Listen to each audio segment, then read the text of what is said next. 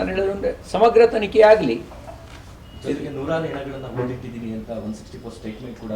ಅವನು ಯಾರು ಹೇಳೋದಂದ್ರೆ ಅವು ಯಾರು, ಅದೆಲ್ಲ ಒಂದು ಸಮಗ್ರ ತನಿಖೆ ಆಗಲಿ. ತನಿಖೆ ಆಗೋಕ್ಕೆ ಮುಂಚೆ ಅನುಮಾನದ ಮೇಲೆ ನಾವು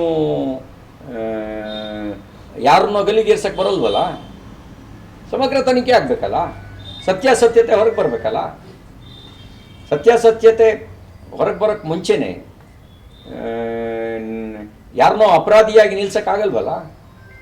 ಆದರೆ ಕೆಲವು ನ್ಯೂಸ್ ಚಾನಲ್ಗಳು ಅವರೇ ತನಿಖಾ ಏಜೆಂಟ್ರಾಗ್ಬಿಟ್ಟಿದ್ದಾರೆ. ಅವರೇ ಯೂಟ್ಯೂಬ್ ಚಾನಲ್ಗಳು ಅವರೇ ಅಪರಾಧಿ ಎಲ್ಲರನ್ನೂ ಸೃಷ್ಟಿ ಮಾಡಿಬಿಟ್ಟಿದ್ದಾರೆ. ಇದ್ರ ಹಿಂದ್ಗಡೆ ಏನೋ ಟೂಲ್ ಕಿಟ್ ಇದ್ದಂಗೆ ಕಾಣ್ತಾ ಇದೆ.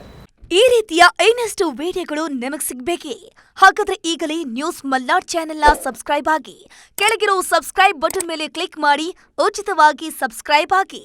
ನಿಮ್ಮ ಒಂದೊಂದು ಸಬ್ಸ್ಕ್ರೈಬ್ ಕೂಡ ನಮಗೆ ಬೆಂಬಲ, ಸ್ಫೂರ್ತಿ.